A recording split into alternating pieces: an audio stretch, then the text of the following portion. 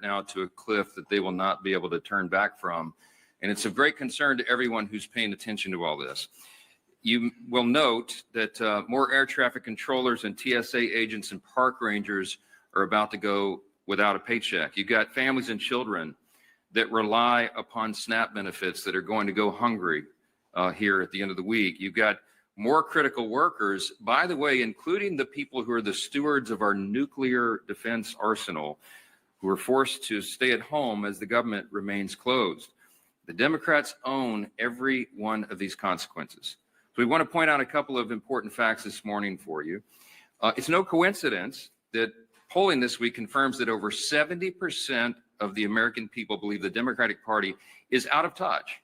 And amazingly to us, still every day, they turn their backs on more and more hardworking American families to prolong their pain. And that is exactly what's being felt here. It is incredible to us that they've now voted 14 times between the House and Senate to reject the clean, simple funding bill that would simply reopen the government. 14 times they have thumbed their nose at the American people in spite of their pain that they themselves have acknowledged. And as we've explained here, the motivation behind that is very clear. And this is why the polling is indicating what it is. The people know the Democrats are responding to fear. It is their fear of the most radical far-left voices in their party that has made them decide to obey the demands of the far left and to shut down the entire government and thereby inflict all this pain on the people. And almost comically at this point, the Democrats are still out trying to convince you that this is somehow Republicans' fault. But the facts are the facts, and the American people can see that very clearly. They see the truth. We brought you a handy scorecard here so you can, follow the votes. I mean, this is very simple. The votes to pay the troops and federal workers and continue SNAP benefits and get air traffic controllers and Border Patrol agents paid. This is the vote tally. You see the dates here. The House did our work back on September 19th, and we voted, Republicans voted yes. Democrats voted no on all those things. And the Senate has now done it an additional 13 times. These are the votes. No one can say that this is in any way the fault of Republicans. We have a clean, simple bill, and everybody knows it. House and Senate Democrats are openly admitting that this is their shutdown. You have seen the highlight reel of all of them stumbling into admitting that. And yet they're also incoherently claiming that the shutdown is somehow on the fault of the other party. And the people aren't buying it. And that's why the polling continues to show that the approval of Republicans in Congress is rising with each passing day. And the Democrats, at the same time, Democrats in Congress have the lowest approval rating they have ever had since polling began, since recorded polling began on these metrics. And here's just an example yesterday. For example, CNN polling showed yesterday the approval of Republicans in Congress is up 8% since the shutdown began among independents. I mean, that's an important metric because people are paying attention. They understand what's happening and they see who is responsible. It's a really important thing to watch. Ronald Reagan used to remind us that you can always trust the American people, and we do. We trust their intelligence, and we trust their understanding of basic civics. In fact, we trust the American people's understanding of civics far more than the Democrats in this building right now. And a quick reminder of that is the people know that in the House of Representatives, you need a majority vote. You need 218 votes to pass legislation, to pass a clean, continuing resolution to fund the government. That's exactly what we did on September 19th. They also know that in the Senate, you have to have 60 votes to pass substantive legislation. And we've only got 53 Republican seats. That means we need, by the math, at least 7 Democrats to join us to reopen the government. Now, in other words, the Democrats are the only reason that the government is closed. And there is no other way to spin that, to make something else true about it. And of course, the Democrats know all that. We've seen their party leaders, and we've now made their phrases and their comments famous here every morning. Chuck Schumer, Whip Catherine Clark in the House. They've openly admitted that they're using the pain of the American people as their leverage. Why? To show to their base that they're fighting. And they're counting on the American people not noticing all this. And that's the very reason why we have to come in here every morning and relay the simple truths. I mean, somebody handed me this as I was walking in here yesterday, according to the Media Research Center study, by a 2.5 to 1 margin, the Capitol Hill Press Corps has tweeted more about the House calendar during the shutdown than the negative consequences of the Democrat shutdown, than the troubles that we have, the hardships that are being experienced because of the troop pay and WIC funding and flights grounded and SNAP funding. You guys are writing more about the House calendar than the real pain that's being inflicted on the American people. And that's why we have to come in and relay the simple facts. Now, there's a misguided strategy that the Democrats are pursuing right now, and it reveals two important things that can't be glossed over. Number one, it shows they have no cards to play except to try to blame the other team, which is ridiculous. And it shows how little they think of the American people. They had a rally a couple weeks ago. They tried to portray President Trump as a king. And we pointed out, again, the obvious truth. If the president was a king, then the government would be open. He's been trying to do that. And low-income families would be getting the food assistance that they need by Saturday. Republicans cannot wave a wand and reopen the government on our own. We must have a handful of centrist Democrats in the Senate do the right thing. And any Democrat suggesting otherwise knows exactly what they're doing, and they insult the intelligence of the American people. And by the way, every reporter in this room when they do that.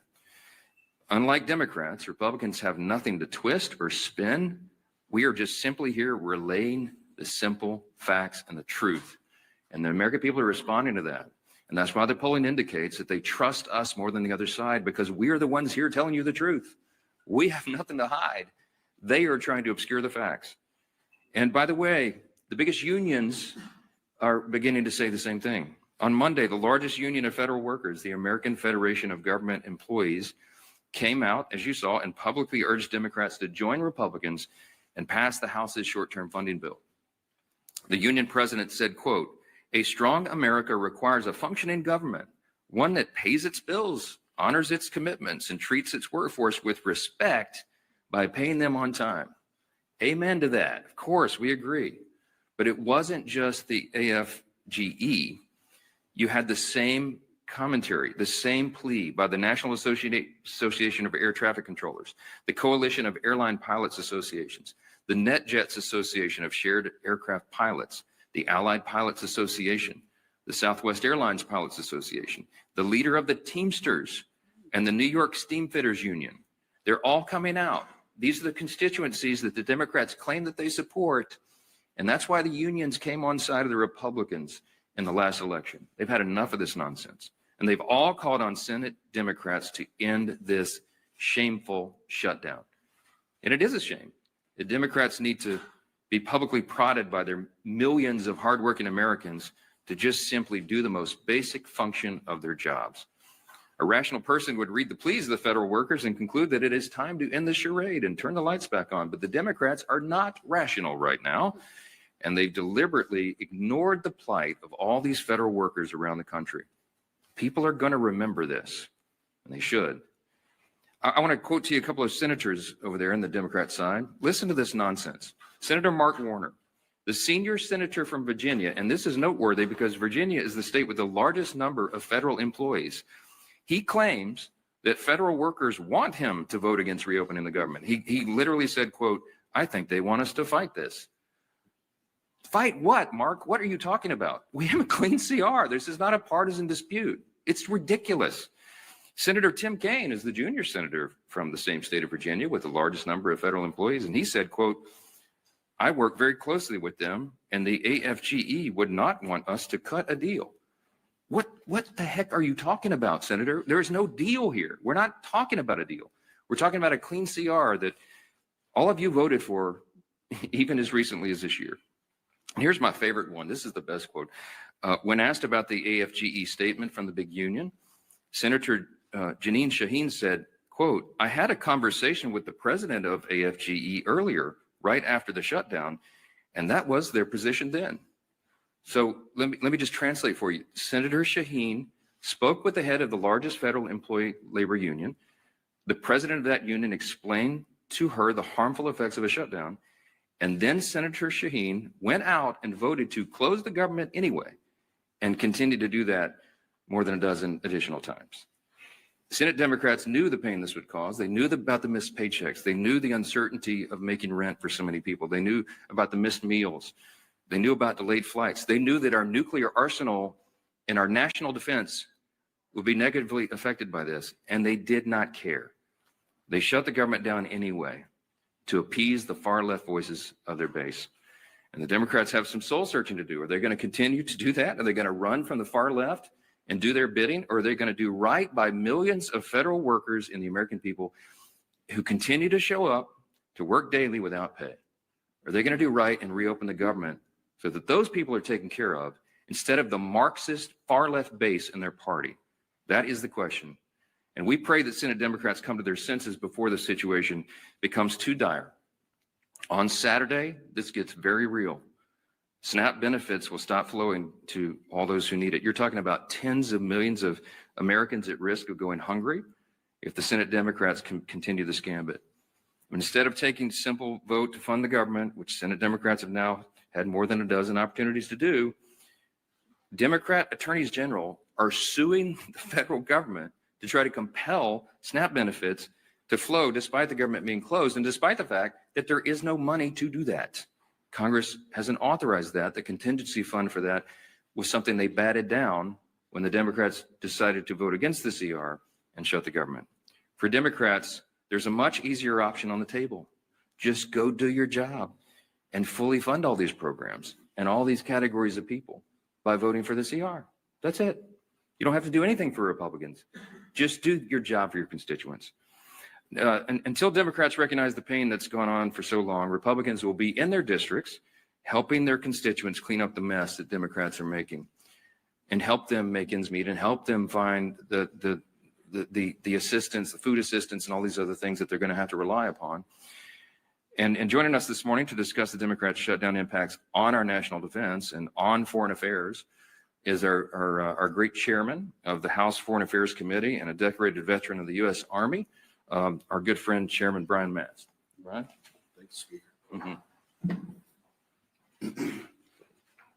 I think everything going on, it really puts an exclamation point on the fact that we have the greatest population anywhere across the globe. I do want to start just by saying thank you to all of our workers. We have workers whose lives are being very literally affected, and they're still coming to work every day. Those are really big, amazing people. That's our American workforce. So I just want to start by saying thank you to them. All of our TSA workers, all of our air traffic controllers, our ICE, our CBP, our State Department people that I deal with, and to put a point, maybe moving to State Department, because that's what I deal with the most, about the very serious stakes of what is going on right now. Not just with people's lives and them not being able to pay their bills, but with what's going on across the globe. To juxtapose these positions, we have President Trump in Asia right now, very literally trying to make sure that the United States of America is not cut off from rare earth minerals or other things, which is what China is literally trying to do. That's why there was a threat of another 100% tariff, because China was sending around letters saying, all you neighboring countries don't sell to America. So the president is abroad trying to protect our homeland. And we have Democrats here at home doing everything that they can to weaken our homeland. That's a difference of values. And the stakes of those values is the future of the greatest country on the face of this earth. We should pray that our adversaries would be stupid enough to say they're going to prioritize funding feminism in Africa over the food stamps of their own people. They're not that stupid, but apparently Hakeem Jeffries is, and that's a real problem for all of us here. I was on the phone with an ambassador this morning. I'm not going to say where, but we have requests for people to leave embassies abroad because of very real threats that are going on. The people in that embassy are right now trying to figure out if they have cash funding to get fuel for vehicles or to have diesel to put in their generators because they don't have reliable electricity in the places that they're in. Those are the real world consequences. While they're also worrying about their paycheck isn't coming in, can their family back home buy groceries, pay their bill for student loans, pay for the fuel to get their kids to school or the tuition at their children's school or all the other things that they have to worry about while they're worrying about, can they even get out of country?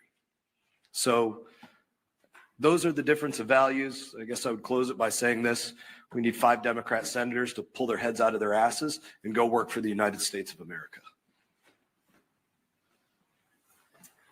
Thank you, Chairman Mast. Thank you for your service to our country and for keeping the focus where it needs to be on making sure America stays strong in the midst of turbulent times. And, you know, what's so sad about this shutdown is that we don't need to be in these turbulent times. It was a self-imposed wound that Hakeem Jeffries and Chuck Schumer have imposed on the country. And if you look over this last month of the shutdown, you've seen Democrats literally playing a Dr. Jekyll and Mr. Hyde game with the American people. On one hand, they'll try to say, it's not us, it's the Republicans. Gee whiz, as the speaker talked about, oh, they control the House, Senate, and White House, when they know that they are the ones that are shutting the government down. And then on the other hand, Mr. Jekyll's side, they're saying that they know that they're causing pain on the American people. They admit that there is suffering, but they're doing it for leverage. So you can't have it both ways, Chuck Schumer.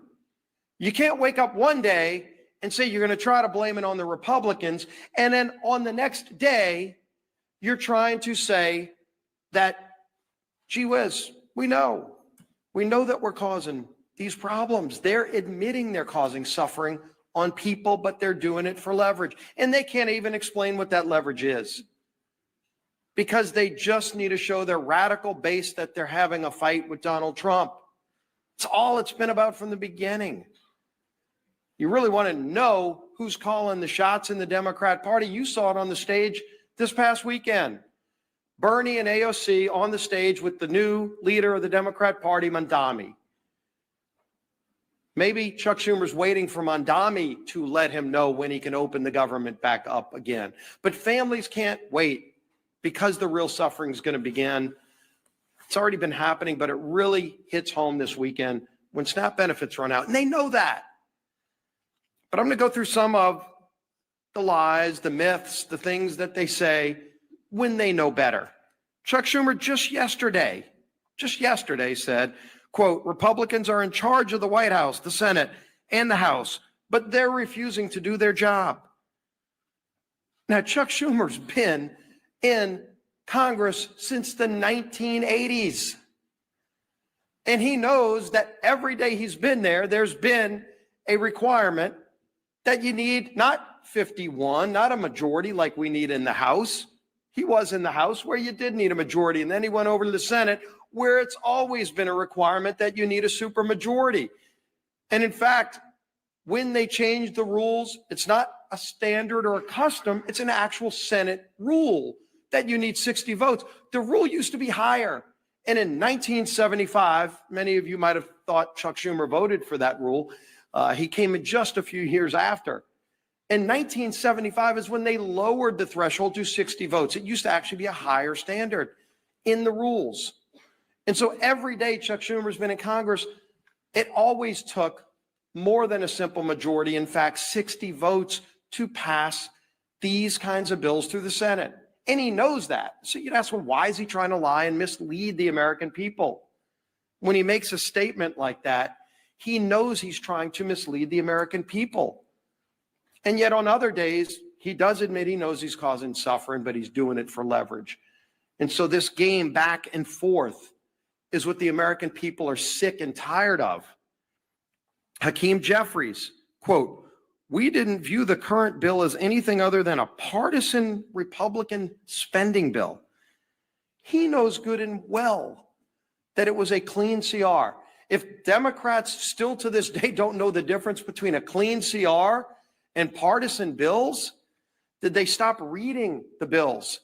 Because they used to vote for these bills just since 2017. Go look at the facts. Speaker likes talking about the facts. Facts are important here. Since 2017, 30 different CRs, 30 times CRs have moved to keep the government open. And do you know 29 of the previous times Chuck Schumer's voted yes? 29. This 30th time is the only time Chuck Schumer has voted no. And of course, you'd say, well, then what's changed if he's voted? 29 out of 29 times before this, he voted for clean CRs. What's changed? This is a clean CR. What's changed is the Democrat Party has changed. Mondami is now running the party. That party has changed. But the American people still have the same needs. The American people, again, the clean CR doesn't solve our differences. We still have big differences that we need to go negotiate, but let's just do it while the lights are on without the American people being held hostage. And of course, the final myth that's been out there for the beginning of this whole shutdown that we've debunked many times, that it's, quote, a total effing lie. That was Chuck Schumer's word. I think he actually used the word itself, that Democrats support free taxpayer-funded health care, free legals. That was Schumer saying that. And then, of course, when you read his alternative bill, his list of hostage demands, the $1.5 trillion spending bill, it includes in it a provision that repeals the verification we put in that says illegals can't get free health care. And CBO, not us, CBO said that would cost $200 billion in taxpayer health care benefits going to illegals. They know that. Of course they know it. And so why would they want to try to mislead the American people by over and over again making those statements? So here you can see it. Time and time again, the SNAP benefits comment the speaker talked about. They were warned in early October that 42 million people could be at risk in just weeks of losing their SNAP benefits if they didn't open the government. They knew that. And they want to play this game of chicken, this Jekyll and Hyde, one day trying to blame everybody but themselves, and then the other day taking ownership and admitting they're causing suffering, but they want to do it for leverage. You can't have it both ways. And more importantly, the American people are feeling the suffering. And this weekend, that suffering gets worse. And we have voted over and over again to prevent the suffering. It's not necessary. It shouldn't happen. And there's a way to avoid it. All they need to do is today, just 5 Senate Democrats need to get courage and say, we're not going to take our orders from Mondami or whoever else it is that are calling the shots over there. We're going to do the right thing and open this government back up so we can get into that negotiation over all of our differences, which are many, but just don't hold the American people hostage while that goes on. That'll bring up our whip. Tom Emmer.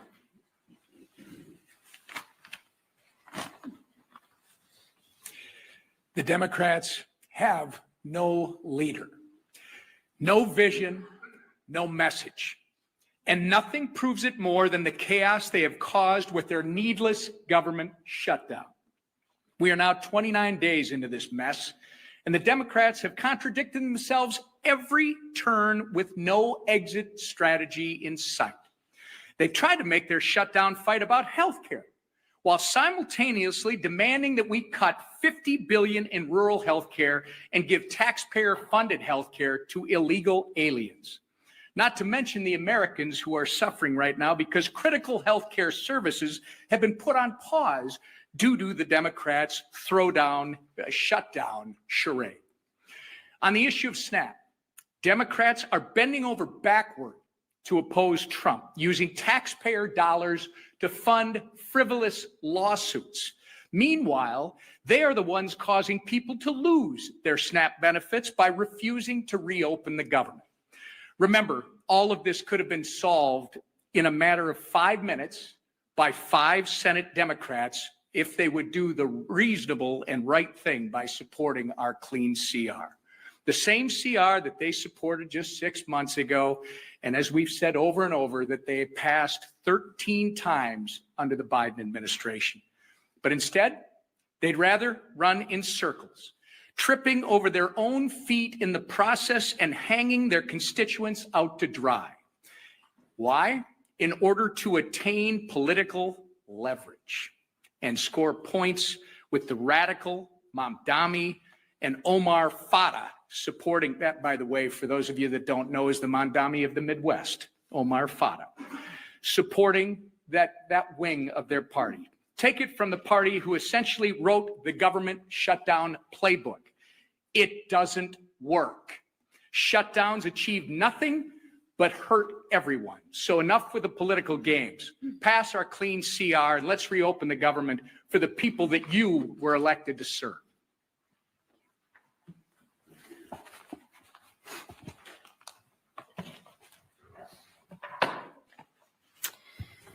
Well, good morning, everybody. Good to see you again. Let's get one thing straight right out of the gate. House Republicans did our job. Senate Democrats didn't. It's that simple. More than 1 month ago, under the leadership of Speaker Mike Johnson, the House passed responsible legislation to keep our government, your government, open. Meanwhile, Senate Democrats voted again and again to keep it shut down. So before anyone throws around cheap insults like one Democrat member did on social media this week, and I'll just read it. Lazy Mike Johnson has made himself irrelevant and pointless. You know, I always find that funny. When you can't beat us on the issues, what do children do? They personalize it. And that's exactly what this member is doing. He can't beat us on the issues. So he wants to attack our leader who has done a remarkable job and personalize it. We're not in 6th grade anymore, but maybe for some people they are in 6th grade. But let's remember the facts. Republicans acted, the Democrats stalled. Mike Johnson has shown leadership, discipline, and focus. And what's lazy, I'll share with you what's lazy, is Democrats refusing to do their job and blaming everyone else for the problems in which they created. Because what Democrats are doing is wrong. And Americans, real Americans, hardworking Americans are getting hurt. I, for one, have had it. And I don't think I'm the only one out there. On Sunday, a Democrat House member admitted to the Wall Street Journal that his party is being pushed by far left groups. He said the quiet part out loud, everybody. He said what we've been saying forever. He said Democrats were lying to the American people about the reason behind the shutdown. Well, that's a shock, right? It isn't for health care. It isn't for health care, because if it was about health care, they wouldn't have stripped the $50 billion rural health care fund. I mean, come on, Democrats, get your story straight. At least get a good story that you can spin to the American people, but you can't even keep your story straight. Listen, what the speaker said, Ronald Reagan was right. Trust the American people. And you know what? I'll say it again. When the facts aren't on your side, you have to personalize it and you have to lie. But the question right now is at what point is the pain of the Americans going to outweigh the radical cries of their base? It wasn't when our troops almost didn't get paid. It wasn't when moms and infants were at risk of losing the food off their table. It wasn't when flights across the nation got canceled because air traffic controllers and TSA agents didn't get paid. No. When that happened, Democrats said, every day gets better for them.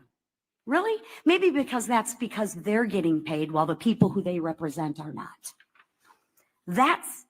That's what they said. They said pain for the American people was their best leverage. They said maybe it was uncomfortable, but it was worth it to them. Really? Think about that. Let that settle in. Let that just sit for a minute. So now I ask, will it be enough pain this weekend when 42 million Americans lose access to food on their table? Will it be enough when 2 million Americans miss a paycheck? What Democrats are doing right now is absolutely cruel, but it's also dangerous. And I think Chairman Mast spoke very well on this issue, but let's build on that. when our skies aren't staffed, when our borders aren't secure, and when our troops are at risk of missing a paycheck, that is not a political strategy. That is a national security threat. Enough is enough. Americans do not want to be used as leverage. And they don't want to be used as leverage for another $1 trillion of wasteful spending. They work way too hard for their paychecks. They want relief, they want leadership, and they want results. Democrats, please, I implore you, do what's right. Democrats, do what's right. End the shutdown. End the suffering for the American people. Stop, as you say, leveraging the pain. Vote for the Clean CR funding bill and let America move forward. Thank you. All right, questions? Manu, go ahead. Given how dire that you expressed for so many Americans right now, how do you justify the administration giving this big, massive bailout to Argentina, as well as calling for an increase in beef imports from Argentina? Look, we give foreign policy, the execution of foreign policy to the executive branch. That's what the president is doing right now. There's lots of nuances about that. He's involved in negotiating trade agreements around the country to the great success and benefit of the American people right now. Dozens of them being worked out. He's overseas right now doing the same thing. And what he accomplished in Japan is a remarkable thing for the American people. And by the way, they've agreed to invest $550 billion into America, and that's good for everyone. So I can't get into the nuances of every single trade agreement with every country around the world, but we're going to trust the president to do what he's doing. He's had a remarkable track record of success for the American people, and nobody in this room can refute it. So I'm going to leave it right there. Chad, let's talk about the government shutdown. It's the main important thing right here. Chad, go ahead. Can you talk about some of the members in, excuse me, can you talk about some of the members in your conference who have expressed concern about the House being out, or saying that this has gone on, too long, we need to maybe have another CR or take another approach or do something on healthcare? Yeah. Can you talk about what that is like and some of the things that you're hearing from your members who are saying, this is really going on? Well, you all know what I'm hearing from my members because our calls are leaked every week. And we had a conference call with, almost everyone yesterday. By our count, there's about 3 to 4 members of the House Republican Conference who have only mildly questioned working in the districts as opposed to being here on the floor. And we talked through that in as much detail as we can on a call that I know is being printed on the front page of all the papers the next morning. But I can tell you that 99% of all the Republicans in the Senate and the House heartily agree with what we are doing. They understand the most important thing and the most important function and the basic and most simple thing that government must do is keep its operation going for the people. That is the first job of Congress. And when we can't do that, everything is paralyzed. And so we have made that the #1 emphasis. We need the Senate Democrats to do what they have always done in the past. Don't make me tell you all the facts again. 13 times during the Biden administration alone, they voted on CRs to keep the government going. They know the pain they're inflicting. They do not care because they're more afraid of the radical left Marxists in the base than they are the American people. That's plain and simple. And so it's painful for them, for us to get up here every single day and relate again the simple truths. We have to do that. The repetition is what makes the truth saturate, because most of the mainstream media is giving us headwinds. They're pushing back, as I just demonstrated from you from the results. The research proves what we know intuitively, that the mainstream media, most of the legacy media, is parroting the talking points to the other side. You are not asking Chuck Schumer the hard questions. You're not asking Hakeem Jeffries the hard questions. Not enough of them. They're hiding. And they think that they can appease the radical base because they're more afraid of the voices of the far left corner of their party than they are everybody else. And I think there's going to be a big price to pay for that in the future. Yes, sir. Right here. Religion News Service has tracked 5 different instances in the last 2 weeks.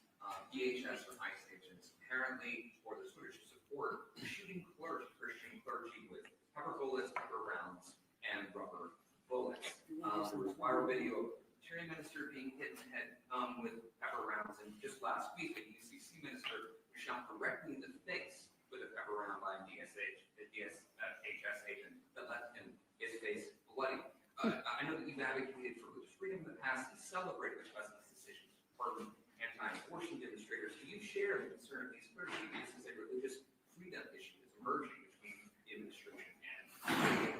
I can't comment on any of those instances. I haven't seen or heard any of those videos. So I'm not going to comment about, but I would say, hold on, wait a minute. Let me answer you. Hold on. Thank you. You asked the question. Religious freedom does not extend and give you the right to get in the face of an ICE officer and assault them, if indeed that was what happened there. What I've seen is a measured approach by the people who are trying to enforce our border laws, our immigration laws. And that was desperately needed and desired and demanded by the American people. You might remember the #1 issue in the November election last year was the wide open border and the chaos that has ensued by that. So the people are out doing a very difficult job. ICE officers, by the way, are under tremendous strain and pressure. How would you like to do that job if you had to put on the badge and do it? When you know you have the media criticizing every move, and you have wild protesters in your face, cursing at you, waving their finger in your face, and sometimes pushing you and assaulting you. Okay, it's a dangerous, risky job.